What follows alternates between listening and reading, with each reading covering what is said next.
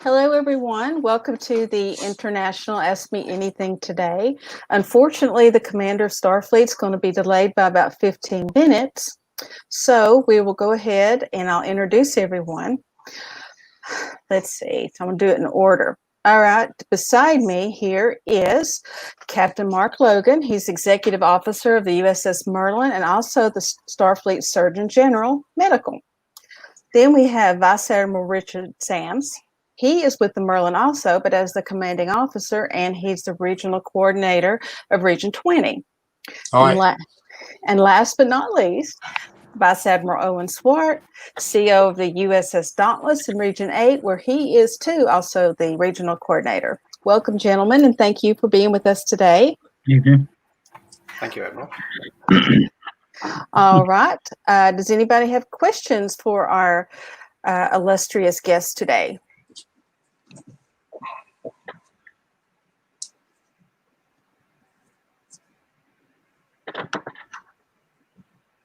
Well, this is easy.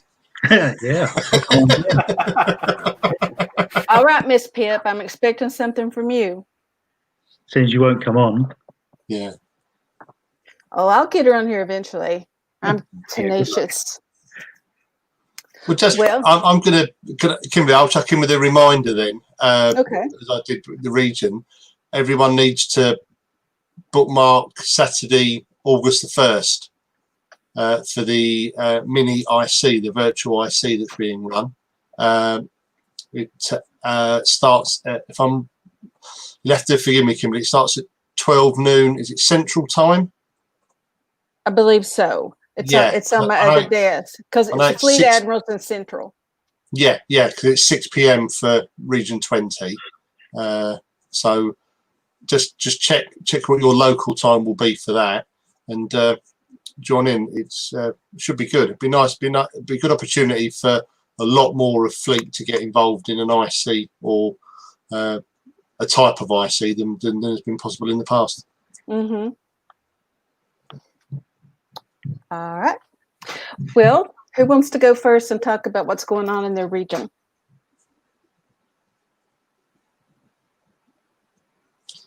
Which shows I did all this on Thursday. I do a weekly one of these for Region 20 on the Thursday.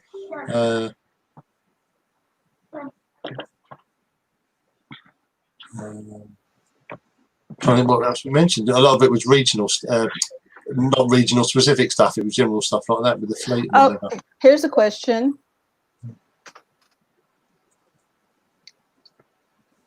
Yeah, which you'll have to wait for the CS to turn up because no one here can ask that. No one here can answer that.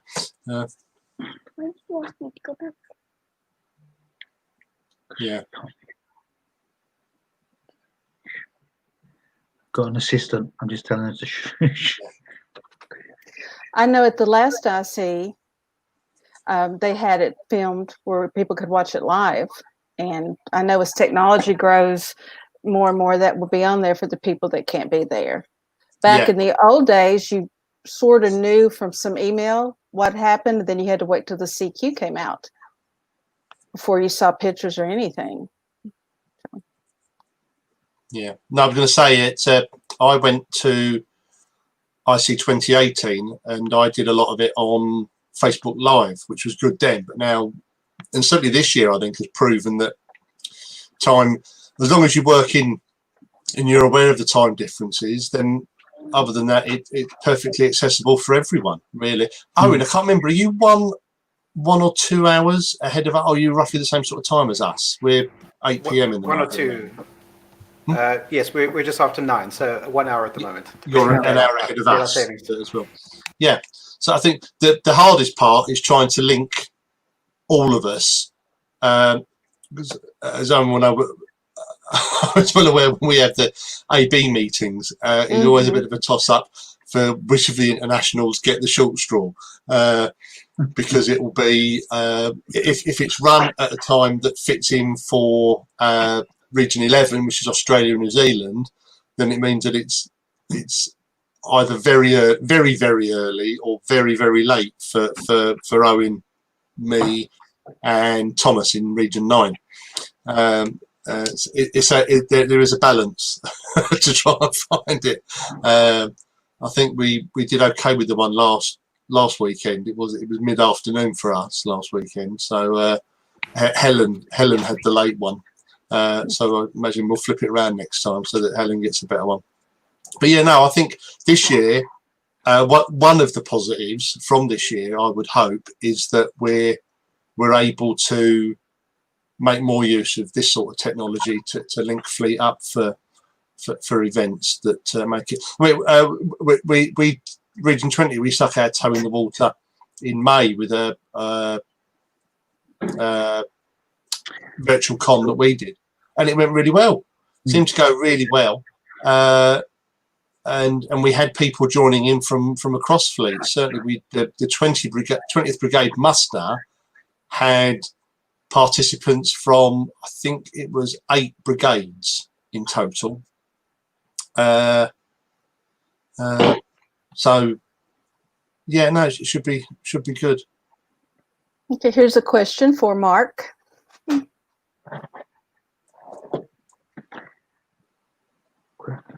What is the primary reason or in otherwise standing mandate for your office? I think that means what are we here for? In all honesty, it's we're pretty much along the same sort of lines as the Marine Corps and Mako are, and where as an auxiliary we're there as an extension of everybody's sci-fi experience. Really, we mainly focus on the medical aspect of stuff because, to be fair, the majority of people in there either A, have an interest in it, or are medical professionals in some way or another. So what we try to do is highlight new breakthroughs or new practices in basic medicine, not neurosurgery and stuff like that. And, kind of along those sort of lines, and also to try and encourage people where we can, where it is possible, to try and take some form of first aid, because it's always going to benefit everybody. Doesn't mean that it's going to benefit you solely for an SFI point of view, but in life in general. So if we can get more people on that track, then that's a good thing for everybody and SFI as a whole. So that's basically what we're about. It's just to give those members that are interested in the medical side of things something else to do other than the Marine Corps, which is, don't get me wrong, it's great to have. Mako, great to have, but it's like that extension of your fandom arena. Through, so you pay for your membership, you get extra for it along on as part of a medical team, or if you want, or you learn something from us, which is what we're there for. And everyone should know basic first aid, CPR. Yeah. Especially with as hot as it is for heat stroke. We learned in Girl Scouts, if the face is pale, raise the tail. The face is red, raise the head. Yeah. So I mean, ultimately, that's what we're about, really. It's just to give someone or give members that extra bit.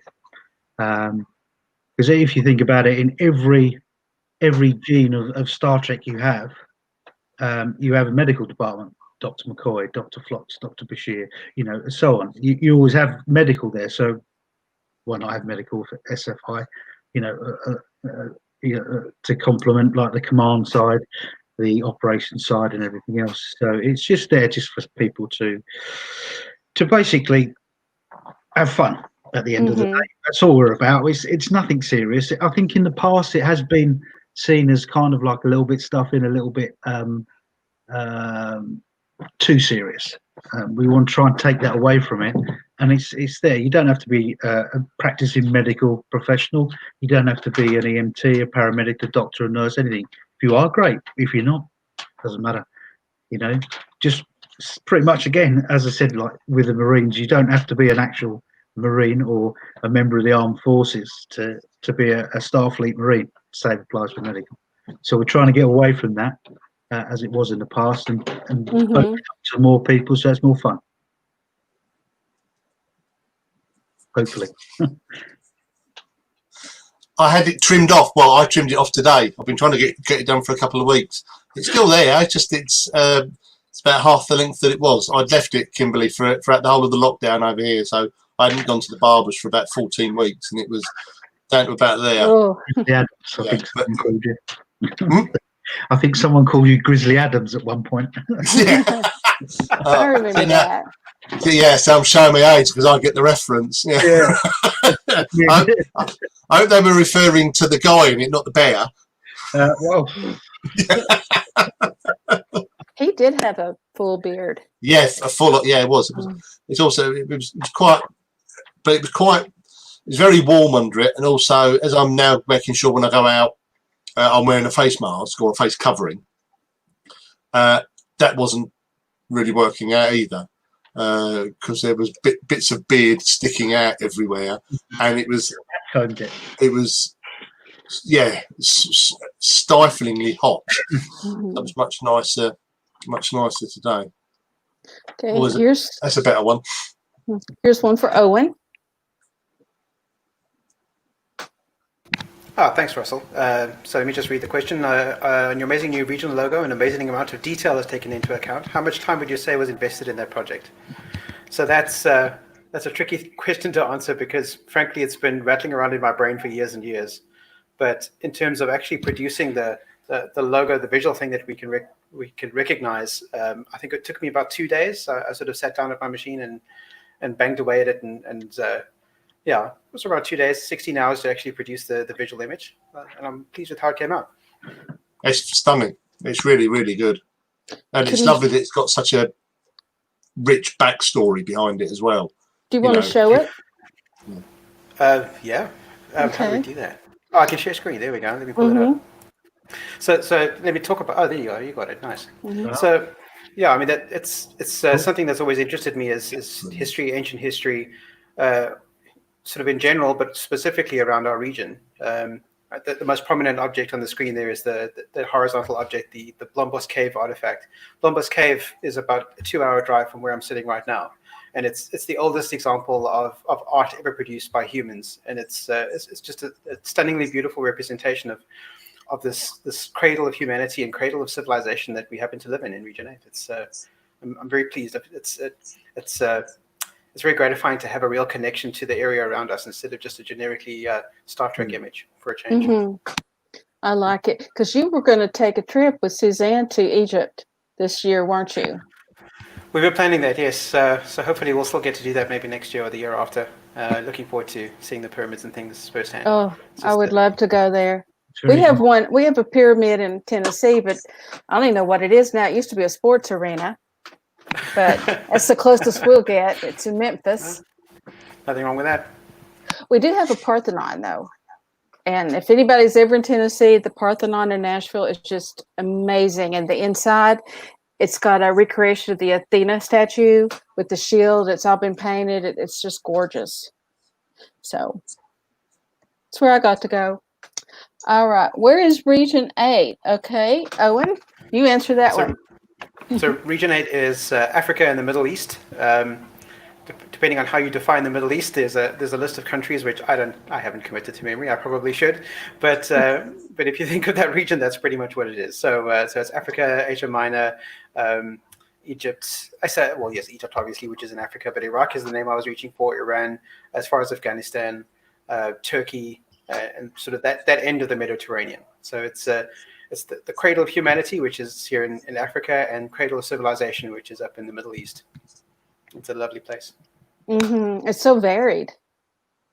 Absolutely, yeah. The diversity here is astonishing. Biological, human, cultural. It's just a beautiful place. And you live in a particularly beautiful area. So, all right. Here is something from Julian Fitzgerald. Is SFI doing anything to assist in the global COVID-19 pandemic?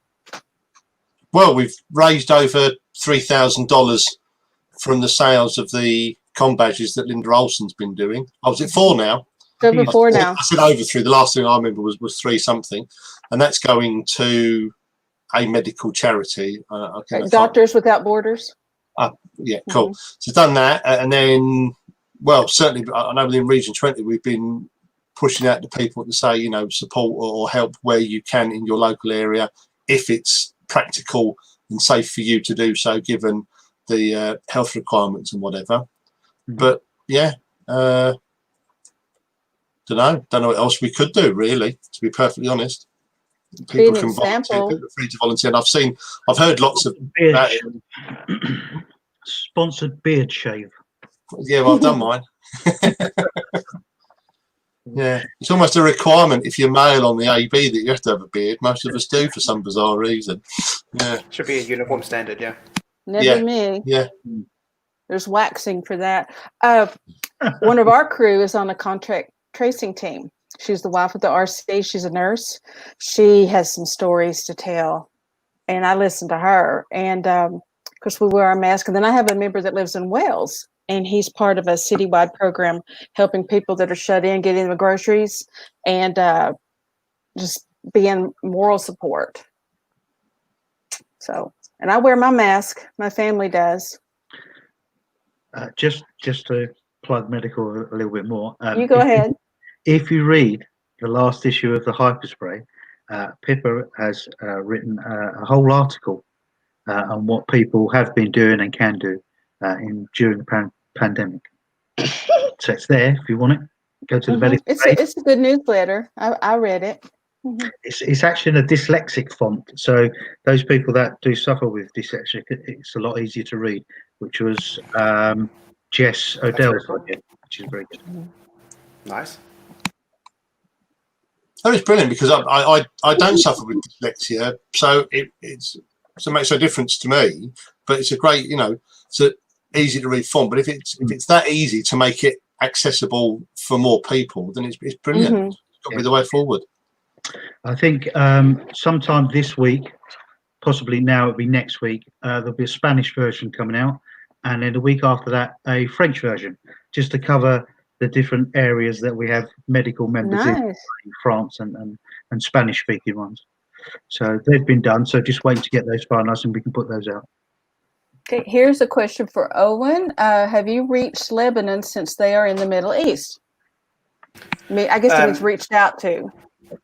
I haven't made any contact with any members in Lebanon. We did at one point have a couple of members in Israel. They were members of the Dauntless. They've since moved on, but I haven't had any direct contact with Lebanese members. I'd love to. If you know somebody in Lebanon who might be interested, please send them my way. We have a city in Virginia that it's spelled that way, and we pronounce it Lebanon. And then I live off Lebanon Road, but then I know in the country it's Lebanon. So Tom and I, it's like a running joke at our house. In fact, Lebanon is represented in our new logo. If you look at the bottom of the cartouche, there's a little Phoenician sailing ship, and of course, Lebanon is the place where the Phoenicians spread out from. A very important part of our region. Oh, look here, Linda just posted this. Doctors Without Borders was mailed a check last week for 4,000, and I'm still moving more badges out as fast as I can. Not sure where the next donation will go at this time. Very good. Thanks, Linda. That's brilliant. Yeah. Well, so once all those orders are finished and it's closed, we'll put out the medical badge that we were going to do before this one, and that money raised for that is going to the same charity. Because I think they do a pretty good job all over the world, so it's a global. I'll be glad when it's over. I mean, it's horrible how many people have died, and it's scary. I never thought we'd have anything like this.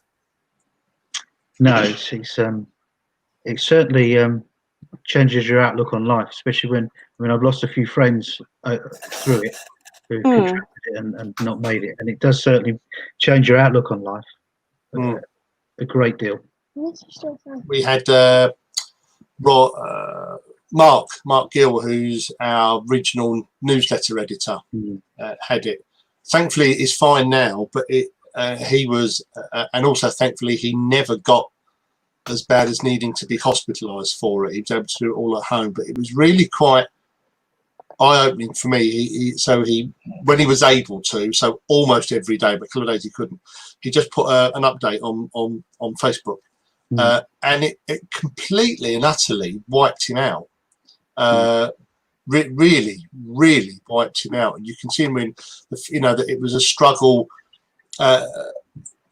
just to get to the bathroom. And then when he got there, he then had to take a rest to build up the energy to get back to bed. Thankfully he's doing really well. I seems to got through it all, but yeah, it's quite shocking, I think, when you do it. Yeah. I mean, I spoke to a friend of mine on a Thursday, arranged to speak to him again on Tuesday because he was in Hong Kong. And I didn't get to speak to him because I was working. His wife then messaged me to say, "Can you turn your video camera on? Can we have a chat?" And I thought, I've forgotten to speak to him. And when I spoke to her on the Wednesday, she told me he died on Tuesday. Oh, wow! He contracted that quickly, and then gone. And that's what I mean. I mean, he was a police officer over in Hong Kong. And quite similar sort of rank to myself. So he didn't have a lot of interaction with the general public, but he picked it up, and literally within days. I mean, the guy never smoked. He was super fit. Just gone. So it opens your eyes to it. And makes you take stock of everything you have. If you see what I mean. People that say it's a hoax, I don't understand. No. I'm sure you all agree with Suzanne here, because this has made all of us be able to interact more. I like putting faces and voices with email addresses and stuff. Oh yeah, it's brilliant. Suzanne, where are you? She's sitting next to me as a matter of fact. And she's bad for diet. She is baking and creating these amazing dishes, and she posts them on Facebook, and I'm just like, oh my gosh, you're killing me. Makes me want to go eat. I go get a pickle and eat that or something. Yeah. That's been good. I've seen some really, not just baking, just it's given people a chance, or it's removed all the reasons that people have had for, I can't do that because I haven't got the time, and I can't. It's people have actually gone out and done stuff, and I've seen some really, really interesting and really creative stuff. It's really good. Okay, and here's a comment from Alan Hilmedaler, who used to be in my region. Now he's way out. I think you're in California, Alan. I remember that. Wasn't he a prince? Yes. He was a prince then, wasn't he? Well. Yeah. Yes. If you happen to have his personal email address, please let me know. I'll get in touch with him. Drop him a line. I heard, and I don't know if it was just gossip, that he was going to try to make a Star Trek theme park with the resort. And I remember that. I remember that. I can't, again, whether it was just gossip or not, but I remember it doing the rounds. Yeah. I didn't even make it to Star Trek Las Vegas when they had the exhibit out there and stuff. So we just kept putting it off, and then it was gone. Yeah. So I suppose the only plus point, as you said, to come for everything to come out of this is that people use the technology to interact more, so you get a lot more of it. Whereas there's no more just going down the pub for a quick chat. And a select few. Whereas things like this, you get a lot more people have got access to it now, so a lot more people can interact. So it's a plus for me for this pandemic. It's not great by all means, but it means more people get involved. I mean, I use Zoom at work all the time now because we just don't want everybody in the same room. But it means I get to see people that ordinarily I'd probably see once a year. Some say that's not a bad thing, but with some of the people I have to work with, and I can say that because they don't watch this. But I think it's good where you get a lot more people. It's like, I'd never met, other than Richard, hardly anybody within SFI. But with these video chats now, you get to see who people are. Although I'm still waiting for Mr. Herring to come on. Maybe he can come on the same time as Pip. Yeah, not going to happen. Yeah. I was always very bashful, and when I joined Starfleet as a single mom with my kids, it forced me to meet more people and to be more interactive, and it broadened my world. Like, I know when I first, for example, met Owen, I said, if I ask you a dumb question or you think, you ignorant person, but it was because I was really curious about what his part of the world was like. And so I would ask these questions, and I learned a lot just from everyday, ordinary people. Not that you're not extraordinary, Owen, but I was using you as an example. But Thank you. it helps, because I mean, you read books, you see the news, but just your everyday to day people, they're normal, just like everybody else. So you find your common ground. I think it helps you understand the world better. And that's my Pollyanna comment for the day. All right, here's something else for Owen. There you go. Julian, yes, absolutely. We'd love to have some members from Saudi Arabia. I've never met anyone from Saudi Arabia, as far as I know. So if you know anyone who's out that way who's interested, then please send them our way. We'd be very keen. Love to have a chapter up that way. He was very sneaky eating it. You just ate a muffin? Yeah, I missed that as well. Suzanne just told on you. What kind Yeah, was it? It was a raisin muffin. Here's the evidence. Wow. It was delicious. I mean, if you're not on her Facebook, get on it, look, because, I mean, gosh.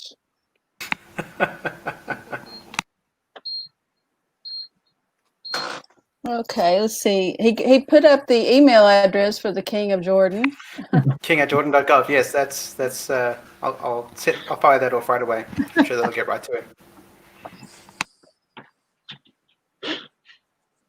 I hope to go to the IC. I would love to come to the Region 20 Summit next year.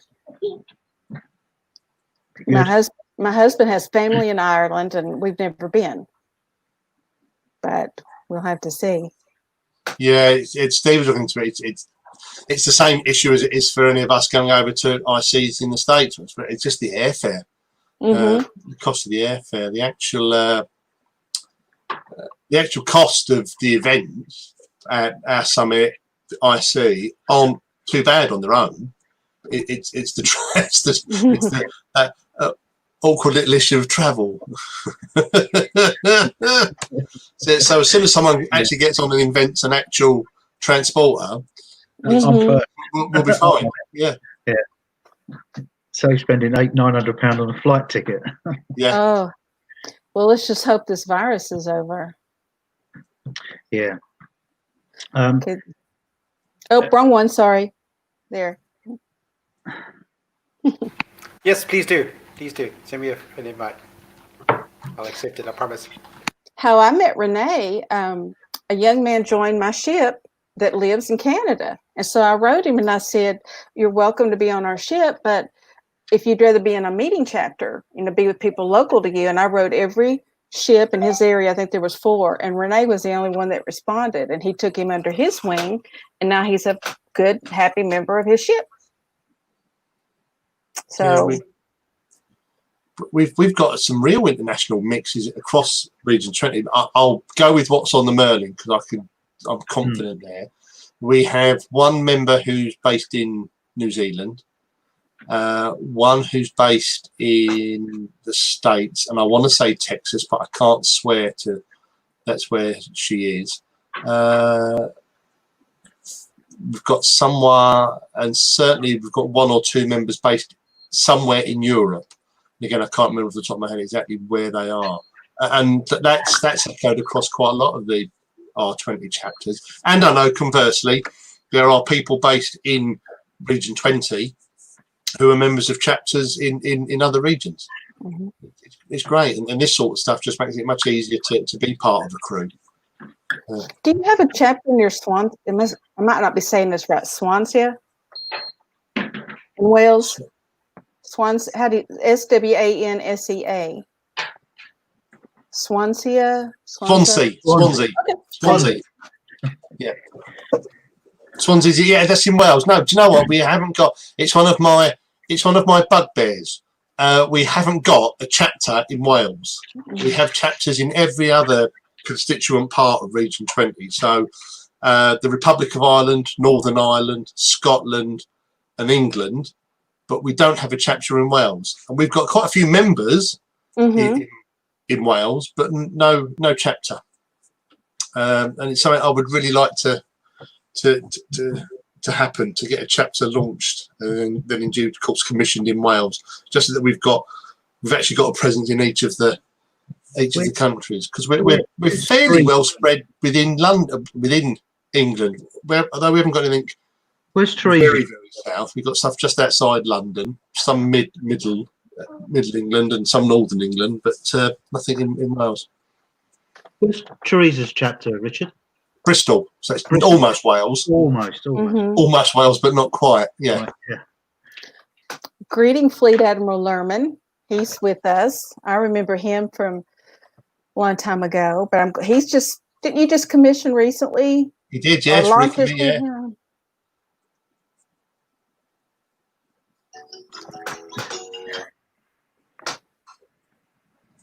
It's my mother. I'll have to call her back as soon as the Fleet Admiral gets here. He's on his way.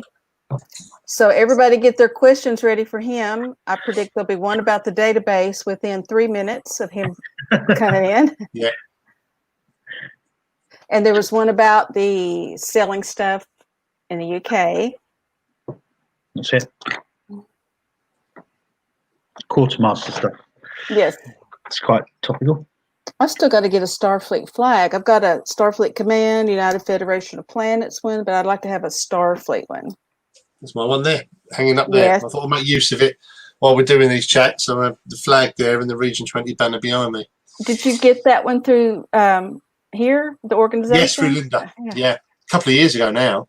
And I like that one. A friend of mine, Judith, has one that's all white on the blue. I like that one with the color. Yeah. And this actually travelled, so it got shipped over to me in the UK, and then it went with me to Minneapolis for IC, because David and Linda Klumpkin, who were the co-chairs for that one, put out a thing if anyone's coming and they've got a Starfleet flag, because they had them draped all the way. It was really good, because at the hotel we were in, all of the conference suites we were using were on the mezzanine floor. Oh. So there's a great big balcony which was just crying out to have flags and banners put across it, and they did. It was really covered. It was brilliant, but really good. They must have some photos somewhere. I think I remember seeing that. Yeah, it was good, and a really nice sweeping staircase going up to the mezzanine floor, which again was absolutely perfect for taking a big group shot. Yeah. I sent in January, I mailed a package to Owen with some excess Starfleet stuff I had, and insignia and different things. And how long did it take to get there? 6 months. It arrived 2 weeks ago. Oh, We'd given up on it. We had, yeah. Assumed it was lost. Tell that figure of speech that you said about the snails. Do you remember? So, according to our postal system, the package had arrived at Cape Town Airport, which is about 20 kilometers from here, on New Year's Eve, 31st of December. And it only arrived here at my local post office in middle of June. And I worked out that if they'd loaded the package on the backs of a bunch of snails, it would have gotten here sooner. wow! I'll never berate the Royal Mail again. Yeah, I'm used to stuff. I'm used to stuff to and from the States taking about 6 to 8 weeks, maybe slightly longer at the moment. Yeah. But that's unreal. Even more frustrating for you to know that if there'd been the facility, you could have driven 20 kilometres and gone and picked it up in January. Absolutely, absolutely. Yeah, see, when I get stuff, especially through work from the US, it's normally a week. It normally comes in a week. In fact, I got stuff on Friday that I'd ordered last week. So, yesterday, sorry. Yeah, it's crazy, isn't it? It just took a week. I mean, that was from New York, so that's mad. 6 months. Yeah, that's mad. But then conversely, there's stuff that I posted out. So I posted out because we just had our new com badges, Region 20 com badges, and I posted a load of those out earlier this week, and they all went out the same. This is within the UK, all went out on the same amount of posts. All the bosses here, but some have arrived, some haven't, and then I sent two pieces of post to one person. One of those pieces of post arrived today, the other one hasn't. Okay, now that our glorious leader has joined us, I will leave you gentlemen and no, you get to stay too. no, because Russell told me I had to come rescue you, that there's something going on. He's sitting here laughing. I'm watching now. He's like, you need to come save Kimberly. She's losing it. She's losing the crowd. Hey, I'm here just for our international brothers. Oh, look, and here I did not say that exactly. I was a joke. Bullshit. So where did you go for 15 minutes? Well, all right, let me say this. As the president and CEO of Starfleet International, I gotta tell you. Okay. I went to the #1 throne. Yeah, that makes sense. Okay. No. All right, Scott, Julian, I'm ask sorry. your question again. And yes, it was Julian when you asked about the quartermaster. Oh, who are you asking, me or Richard? Because that's a touchy subject. Was it the male one? Was it was the asked and I bounced it. I can't. Was it the answer. Kim? Was it the question about the mailing for a Region 20 QM? Yes. So basically, it was directed at Richard. The question was, is there any way to do something with the shipping, maybe shipping from you, Richard, for the QMs to save on Postage shipping for the costs Brits. for the rest of the main UK? Basically, it was a question about the And Richard postage said, charges. that'll be for Steve when he gets here. Yeah. Okay. Forgive me, guys. I worked all night long last night and slept, and Russell called me and said, hey, you got like 10 minutes before you got to be on with Region 3. What was the question again? Let me turn up my volume. So the question was, is there any way to maybe I think what the question really was looking towards was maybe staging some of the quartermaster's product in the UK to save on postage to people in the UK. That is actually already been decided. Unless Richard backed out on me and I didn't know about it. That seems No, but I've not. Sorry, Steve. I've not updated anyone since the AB meeting last week because. Okay. So we are going to be sending. I know one thing that we had an issue for years was that our international membership was paying an arm and a leg to get stuff shipped from the United States. So to alleviate that, Richard Sams has volunteered to be our international quartermaster. So we will be sending him a bulk shipment of different stuff once a quarter, or depending on if he needs it quicker. So he will be shipping out stuff from London, and which will be 1,000 times cheaper from coming from the bloody United States because everything is expensive here. So that is slated to. He's going to have a box go out to him. I'm understanding soon. Did we ever decide on how we wanted to do the core, Richard? No update from the discussions we had last week about it. As I said before, I'm happy to handle that as well. But it was. So as of right now, until we can come up with something else, the only stuff that will be shipped to Richard Sams will be the Starfleet International Quartermaster. Will not be no Marine stuff. There seems to be a disconnect between a few on the Marine leadership and between Richard Sams. But at the end of the day, it will be my decision. We'll see how this goes. But we're going to start out with some Starfleet International Quartermaster stuff. We do have a lot of left. According to Linda, we have shot glasses. We have challenge coins. We have a lot of stuff still left over. I didn't really think it was that much. But we will get that sent out to Richard probably with the next week or two if it's good. Was the GDPR. All right, so yeah, let's touch this real quick because this seems to be a hot subject for everybody. They don't understand. So regardless, if you are on a ship overseas if you are a chapter, let me rephrase this. If you're a chapter in Starfleet and you're a CO or XO, that is a requirement. You do not have an option. Am I being a mean man? Yep. Do I have laws to follow? Yep. Do I care if it upsets you? Nope. We have to sit here and follow the same laws that is handed down from the European Union because we have members in the European Union. Therefore, we have to do the GDPR.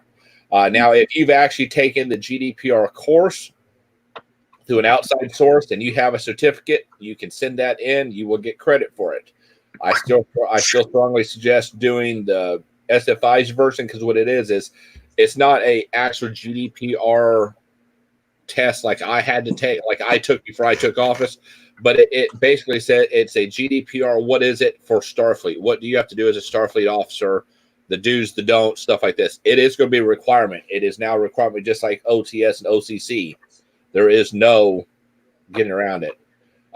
Mike, once we launch it, everything will be going to Jill Rayburn. It will all be under the same college. So what you'll do is you'll have to apply for the test. You'll state in the comments that you have the test from an outside source. She'll contact you. You'll send that test in. You'll get credit. No, actually, Kirk, it is done. I have it in my email.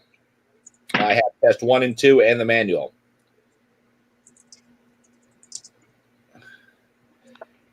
So, Pip, I see that you're just coming in, unless you've been here a while. You'll send that to Jill Rayburn.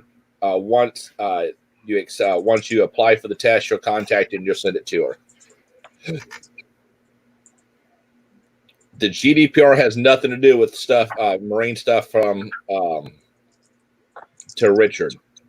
It is an issue between the SFMC leadership and Richard Sams. I'm trying to get hammered out. Kirk, I understand it's pragmatic. I don't know how long you've been in SFI, but everything in SFI is pragmatic. You'll get used to it after eventually a while. Wait till you get to a higher position like regional coordinator, or God forbid, the idiot that ran for Starfleet commanders. You know, it happens. Let's see. I have a question real quick from Region 3. Street Karstein is asking on behalf of the Sergeant Major of the Starfleet Marine Corps. Can we get the SFI polos added back to the SFI Quartermaster website? Negative? Nope. All right. Let me explain why. It costs so much to ship T-shirts and polo shirts. It's ungodly. The shirts we actually had somebody, they ordered, I think we had 51 shirts ordered. By the time we mailed them out and posted, SFI lost, we were in the negative $13 and some cents. So we lost money on shipping out the T-shirts and stuff. My understanding is the consensus between me, the EC and Linda Olson is that we're not going to do those again because it's so expensive. But what we are going to do is we are going to design a patch where you can actually go and have sewn on your polo shirt any color you wanted. So we are looking at doing that. All right, thanks a lot. I'm looking in over here. I'm looking into.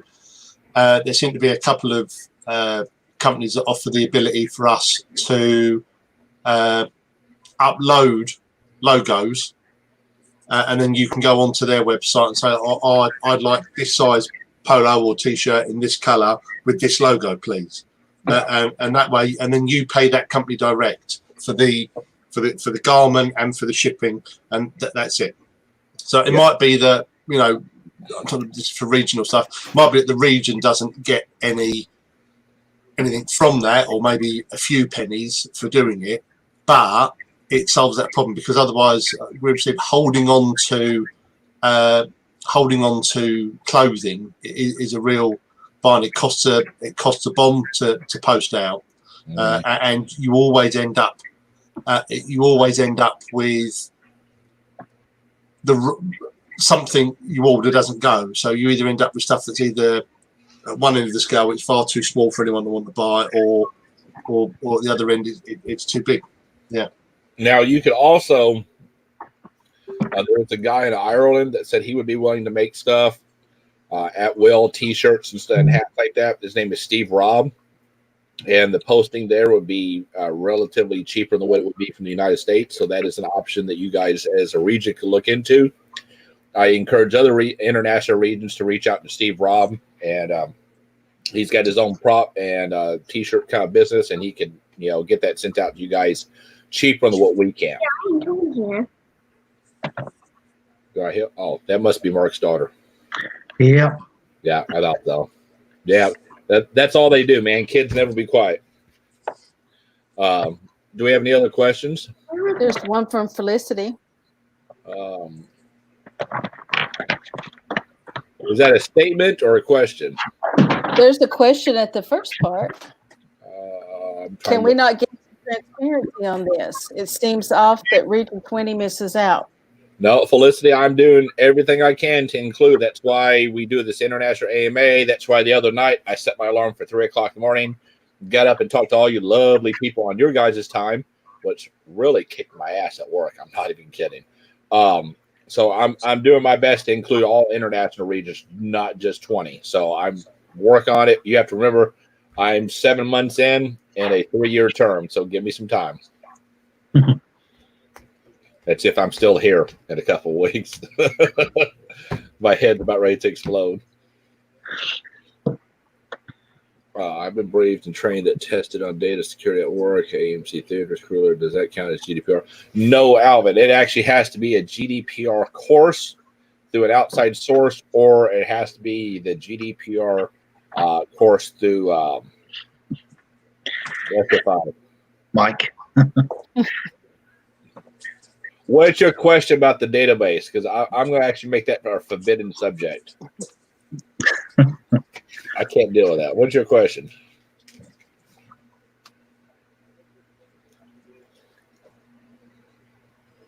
Rob, I'm not a pro, man. If I live to be your age and be not forgotten, but long past, then I've done something right. I still got some time to go. Seriously, you guys in this database, man, you're killing me.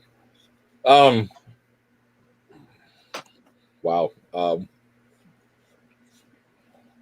Basically, in a nutshell, it is a critical core programming issue, and we are waiting for TRMN to fix it on their end before we can go any further. We are now at a 100% standstill. There's nothing more SFI can do. I hope that answers your question. There's your words of encouragement. Mm-hmm.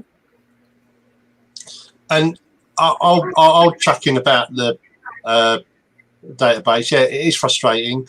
We thought we'd all be up and running on the new one by now, but we're not.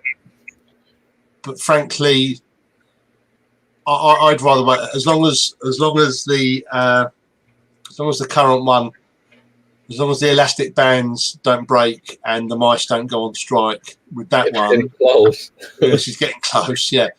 But I'd much rather wait and get what we expect to get fully operational and working to allow us to move forward.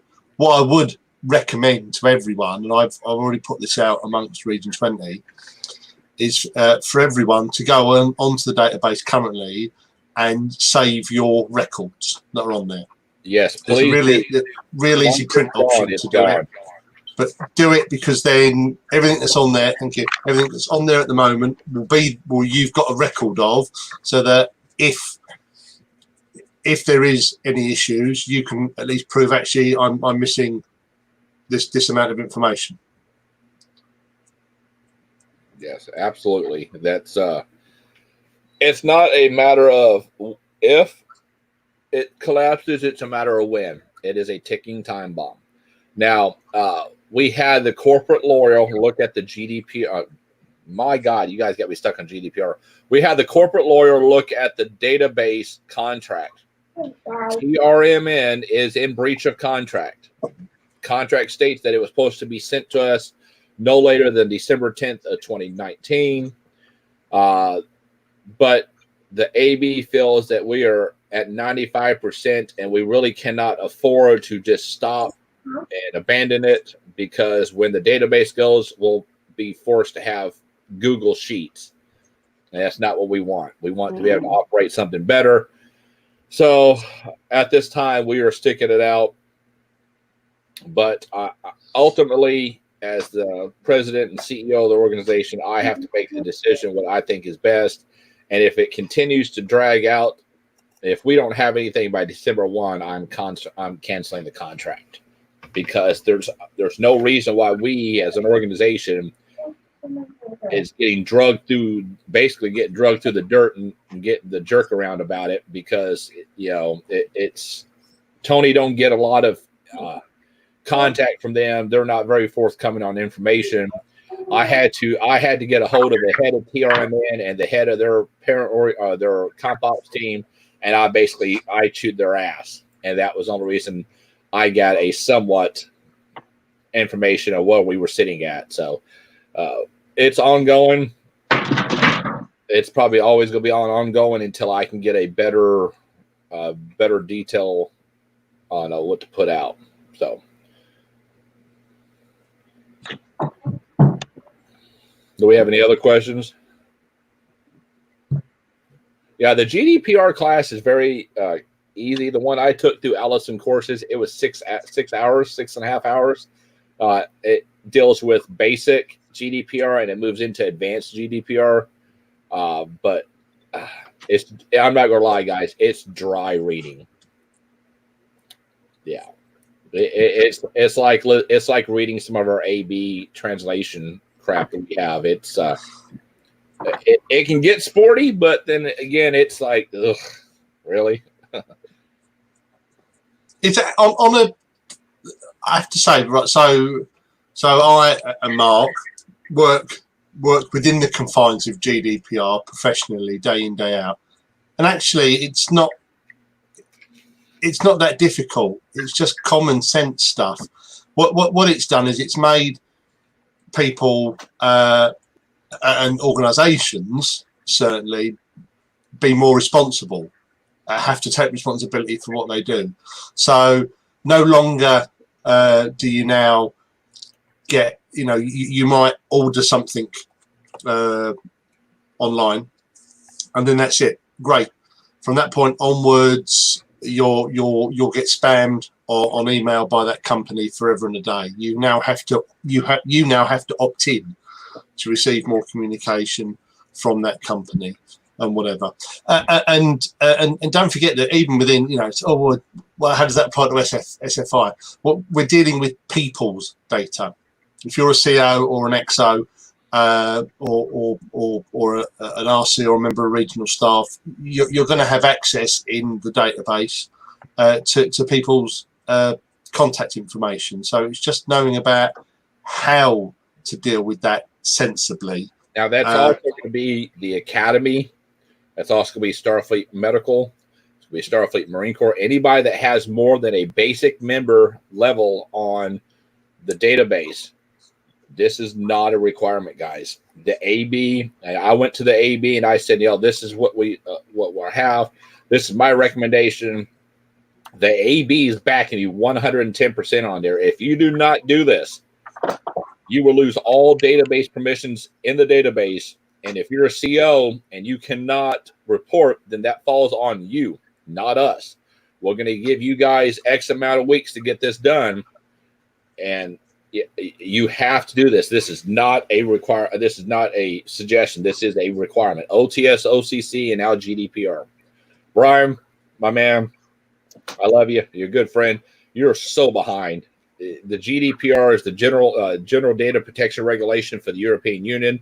It is required for all members of SFI because we have chapters in European Union. I know your chapters in Indiana. It don't matter.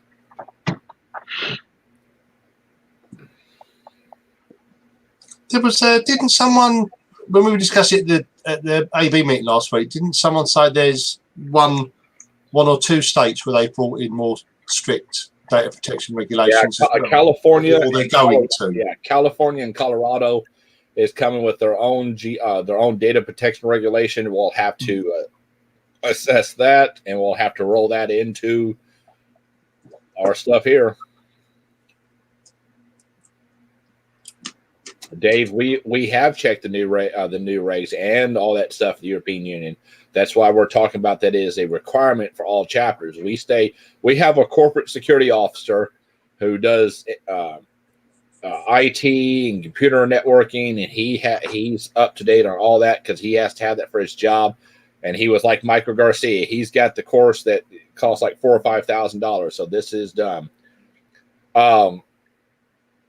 Christopher Boggs says, is GDPR required only once or every year? At this time, we are suggesting every other year.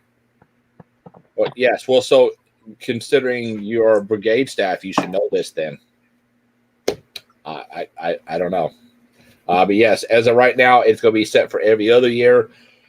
Some AB members want this every year. We're going to do this every other year for the time being and see how this works. It's not that hard, guys. It's not, but it is a requirement.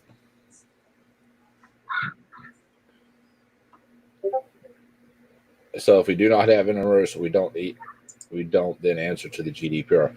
No, Rob. So I understand, and guys, this is going to piss a lot of you guys off. We're working into the 21st century. We don't have any options but to comply. If SFI was to get a GDPR lawsuit, there will be no organization.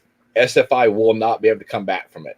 I mean, they will literally crucify us, drain every account, and we will have a cease and desist, and SFI will be gone. If you think I'm joking, do some research on it because they've killed organizations like ours before. So regardless if you have an international member on your chapter or not, it is being rolled out to the entire fleet, every chapter, every member.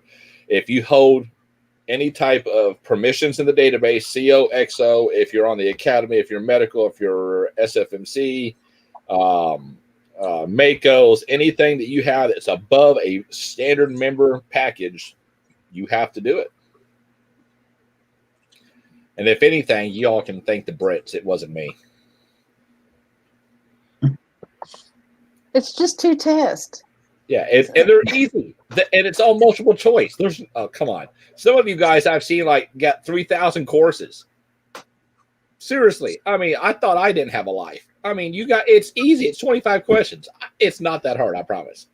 You don't have to take a student loan. You don't have to go to med school. You don't have. I mean, if you need me, I will come on live stream and I will narrate it for you as a teacher, and I can make it as dry as you want. Believe me. Nobody wants to listen to me talk. It's all real. I'm assuming I haven't seen that test, but based on what I've done professionally, it's all just common sense stuff. Yes, it is all common sense. It's do's. What don't you do? I mean, one of the questions is, do you when you log in and you see somebody's personal information, do you take that personal information and distribute it through the internet? No. I mean, it's not that hard. Or get the name system work in the academy, but I'm happy to take it. Well, Brian, I am happy that you are happy to take it. I'm happy that you're happy because it makes me even happier. Yeah. So yeah, Chris Boggs beta tested it. He took them an hour. They were easy. It's common sense stuff of what you do and don't do in the fleet. Everybody, Paul, everybody that has anything above a basic member package. So like when you get a new member in Starfleet, they have the basic package that they can't do crap. You have to take that. It's called coming with the times, guys. It's 21st century. We are a Star Trek organization. I am dragging this organization into the 21st century, and this is a big thing we have to do. I mean, I can tell you now that there's some AB members that are at the feeling that if you don't want to do it, then you won't be a CO and we don't care. That's a few of their mentality. So this is a requirement, guys. I know it's mean, but we have to. As I know a lot of you sent me messages saying, well, I voted for you for these promises. I understand that, but as the president and CEO, I understand your feelings, but I now have to look at the entire organization, at the well-being and health of the organization, and this is a huge step that we have to become. All of our websites now are GDPR compliant. We have our security certificate, all that. So it is, I mean, we have to do it, guys.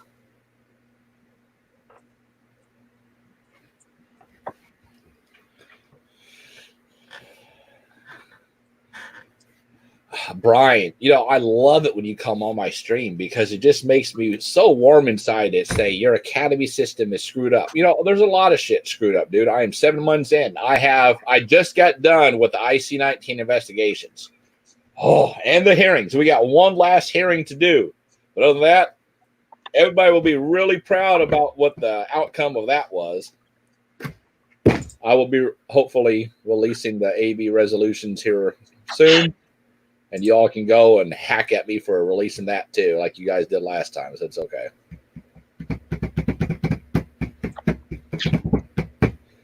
I'm trying to stay positive and positive, Richard and Owen. You guys are on the AB. You know what we went through. It's not much to be positive on. I'm just saying. No. All 4 hours of it. Renee, dude, you're killing me, man. Oh. It will be released by Monday morning at 12:01 is my direction to Jill. And if you guys are having problems with the Moodle and it's crap and don't work that Colonel Brian Dedamore said, then you need to reach out. Tell me. Don't tell me in the middle of a live stream to make me look like an asshole. I appreciate it, Brian. It definitely warms my heart. But if I don't know it's broken, I can't address it and fix it. And you can ask anybody on my EC. I jump people's asses when shit don't work. I got a message from Alan O'Shea one night. Hey, Moodle's down. Guess what? I was calling TJ Allen, and I was sending messages, and I was cussing people at 2 o'clock in the morning. So believe me, I do my job. What you guys have elected me to do. There is something I can add on the Moodle and such. No? No, you're grounded. Go back to your corner. Okay. No, you're fine. Go ahead. You may speak now. So one thing to make mention, Brian, with the Moodle, and this is a lot with a lot of things in SFI, it's not done by one person. It's done by a multitude of people. Look at how many people are in the academy. All of these people are responsible for their individual courses, their individual course load. They have to make it available on the Moodle.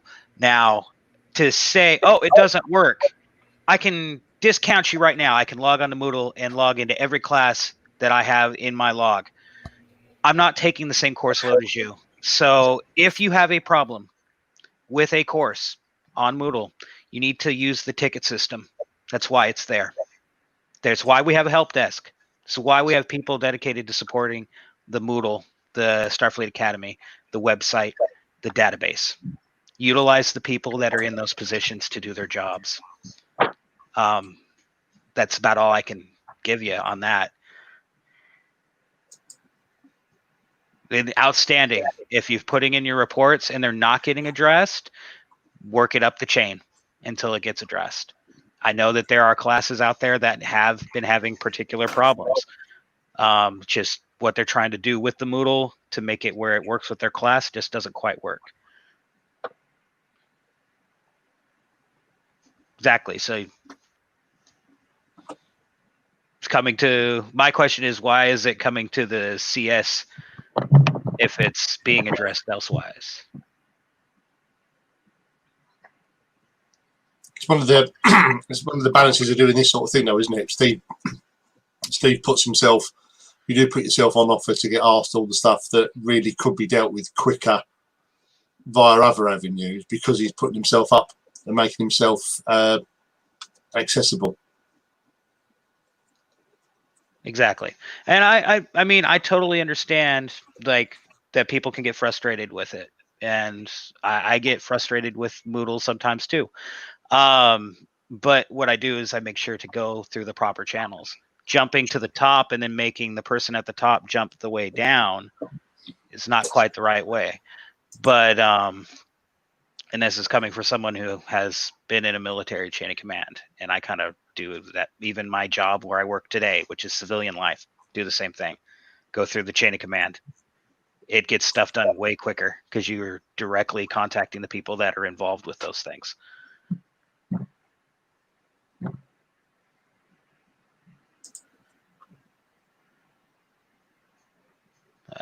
Any other questions? I think Steve had to go use the little boys' room. Big boys' room. Thank you. Little boy. Anything that's not GDPR or database related, please. Yes, guys, look. Yeah. What's that one? You're killing me, man. And don't forget, international, we have a virtual international conference first week of August. This is our first time doing this because, really, to be honest with you, it's a kind of a good thing COVID hit, because now we're actually being forced to actually make this accommodation to our members. So, make sure. I think we're slated for we have 60 people already going to be there. If you guys are Marines and you never can come to the United States, this is your chance to get your International Marine Muster ribbon. So you guys will like it. Getting e-search of courses.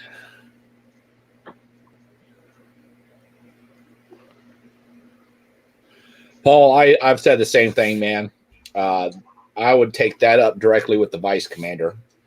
I bitched and bitched and bitched, and I can't micromanage every department in Starfleet. I'm getting close though. Dave, it's going to be by Zoom.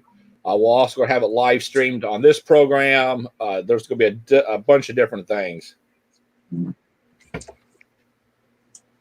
Yeah, I was going to say, Dave, also, surely there's enough members in Starfleet to have the skills to fix things. There definitely is. I can 100% with certainty say that, yes, they exist. Whether or not they have the available time to take the positions. I mean, we have how many positions on the HR right now? Like 60? 66. Yeah. And I've just been informed that all the Marine Corps postings that was put on there was deleted. They're all coming back because somebody deleted them. So, yeah. So, yeah, it'll be up to 100 something pretty quick.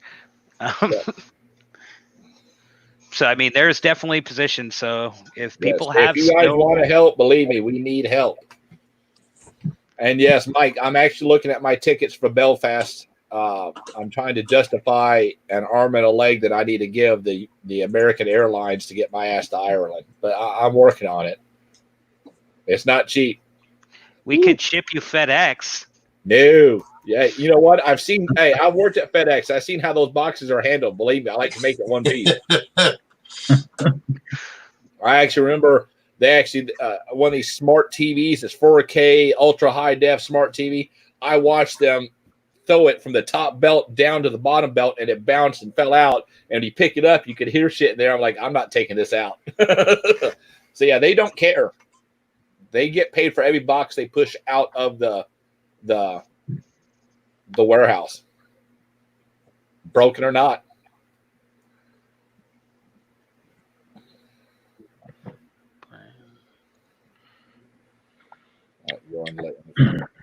Oh yeah, Scott. I know. I figured they wouldn't let me in the country. Hell, I wouldn't let myself in the country. But now I'm sitting here watching Kimberly Donahue fan herself. She must be really hot in her house, because she's. Russell, do you notice she's not usually up in her attic? It must. Yeah, be she really, moved down to the study. Must be really, really hot up there where she's at. It's because David's up there. He's making too much noise. I figured. I didn't think they allowed the house elves to come out of the attic unless they were doing stuff. Did somebody give her a sock to make her a free elf? Darn. Ooh, your Harry Potter geekdom is showing. No, it's because I got a 9-year-old that loves Harry Potter, that and Titanic. She told me last night, she called me, she said, Dad, they're making a Titanic too. And she showed me pictures of it. She's like, can we get tickets? I'm like, no. And she said, why? It's because the unsinkable ship is going to sink again. No. We're not going to be laying in the ocean on top of a damn bed mattress and trying to survive. Ain't happening. Jason, you would not want me to come to Canada, because I will run the roost. I will run you down, buddy boy. I'm like, come here, Jason. You did all that talk on the internet. You're internet tough guy. Let's get it. No, I came down here because the connection's better, and Tom's gone back to the office. So I don't, because usually he sits right there. Oh, I believe you. It's okay. I like it better in the attic. All my Trek stuff's up there. It gets you, it's my ambiance. Do we have any more questions before he gets really, really strange? And it usually does when Kim is on. Hey. Okay. There's something.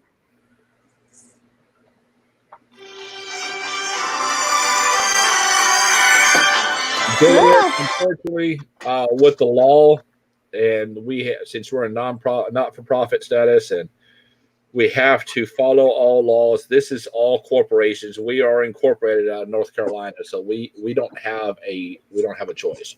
But the politics, if I don't know how long you've been in, but the politics that was around before I took office versus now is a dramatic change. Yes.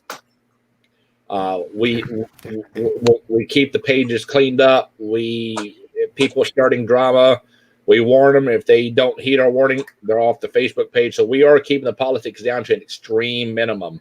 But this GDPR thing, unfortunately, is a requirement. And why does the CS never wear a uniform? It's because the CS is so fat that I don't have a uniform that no longer fits. Just saying. So we could get you a Nordic track. Kick my ass. Kirk has a good point. The uniforms are not required. I had this on because we have Thank you, Kirk. third brigade thing later. But let me tell you, my uniform don't fit. You should see me try to get in my uniform for work and try to put my ballistics vest on and squeeze all my fat into that and put that strap over. If you ain't seen the Michelin Stay Puft Marshmallow Man, that's kind of what I look like. It comes out of all areas. It's not attractive. Can a non-citizen ever be Commander Starfleet? Absolutely.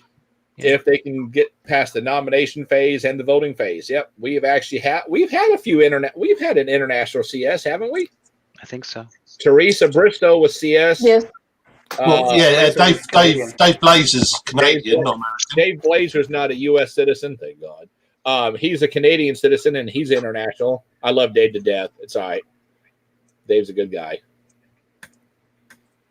But yeah, anybody can do it. If you're here's the thing though, if you really want to know what it's like to be CS, talk to me before you announce running.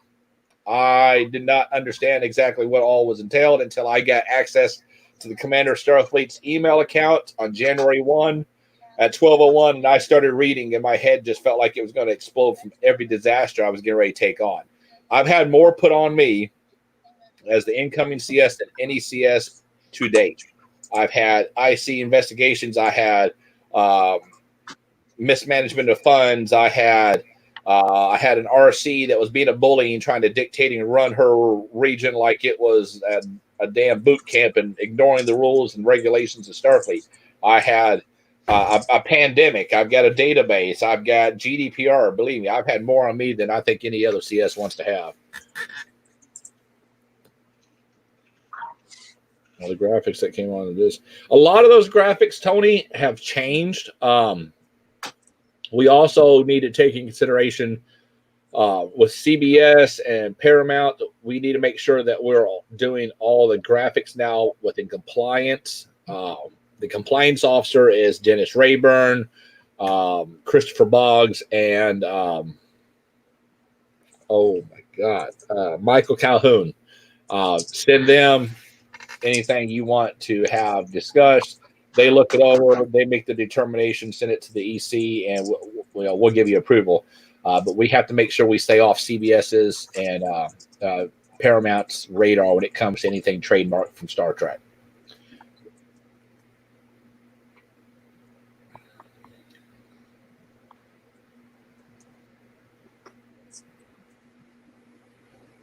So do we have anything else? Because if not, I'm going to hop off because I've got 2 hours and 18 minutes before I have to get ready for work, and I'm going to try to get another hour and a half sleep. One question came up about Discord from Stephen Rowley. Since we have control of Discord again, is there anything you want done with it, or just keep it as is? Stephen, we have transferred ownership to CompOps. I am now the primary admin.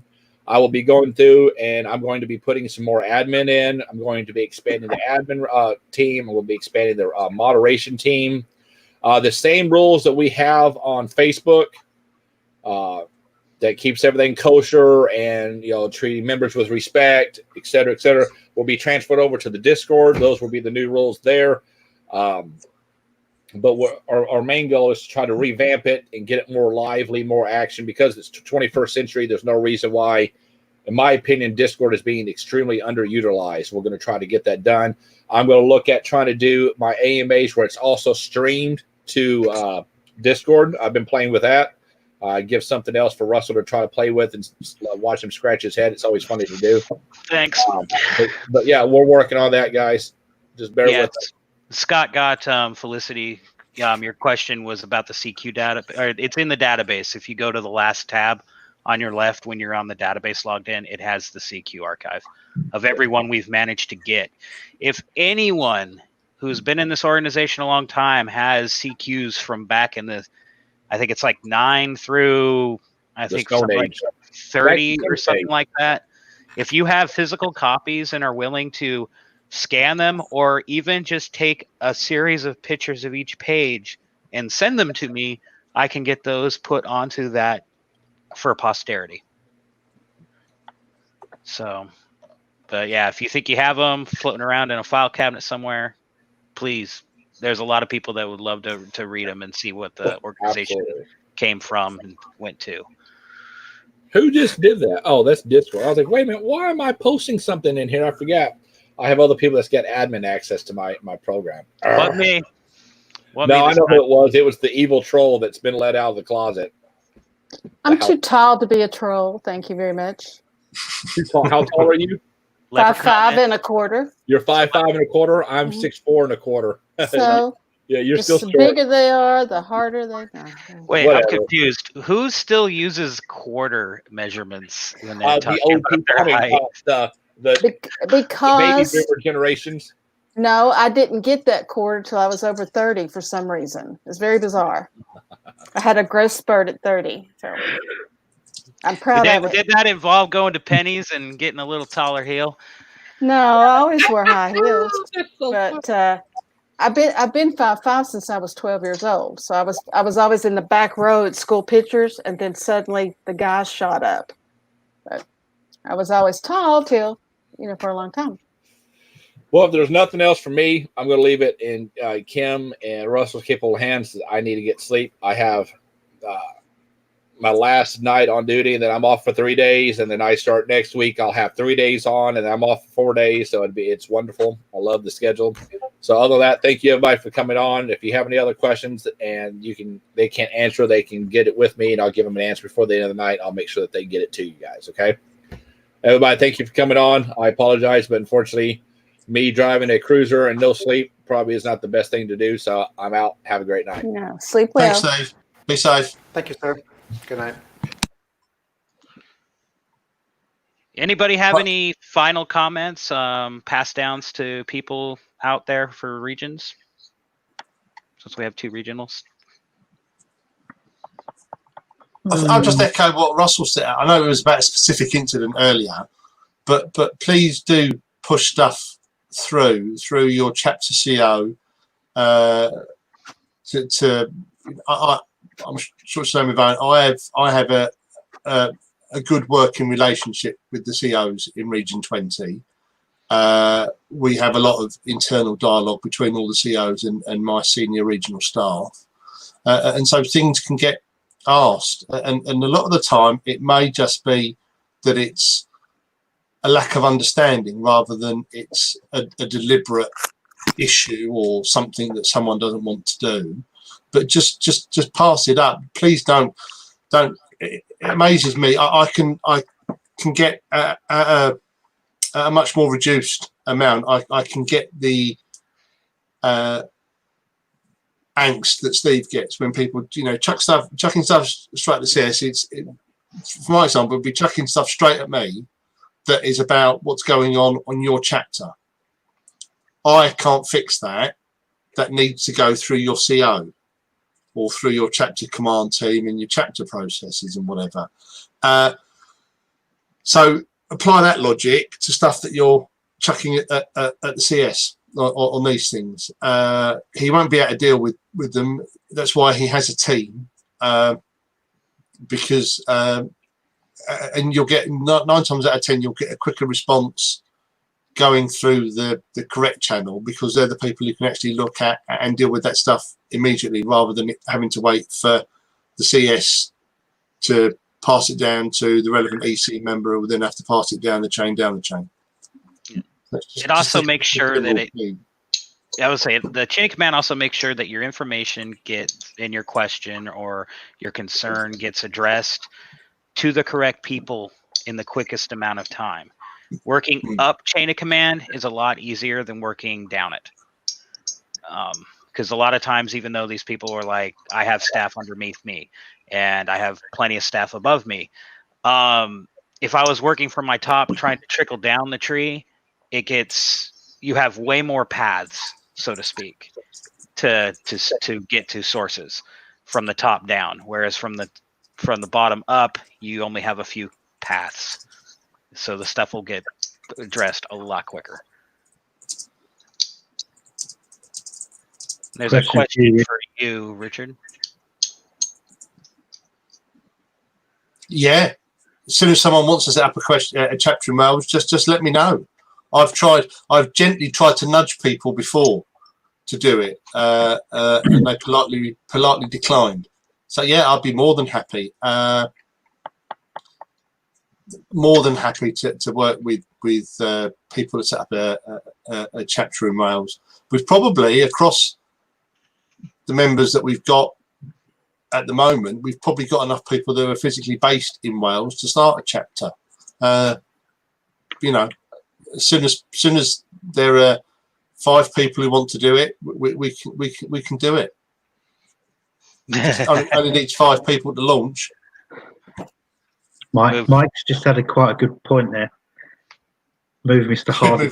Yeah. Can I just mention before you call it a day?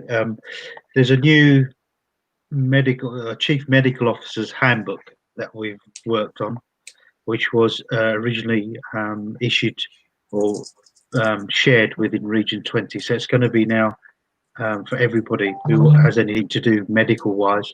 CMOs on chapters or assistant surgeon generals at regional level. That should be coming out in the next couple of days, hopefully. So to look out for that, and if anybody wants a copy, just either contact myself or Richard or Pip, and one of us will be able to send you over a copy at some point.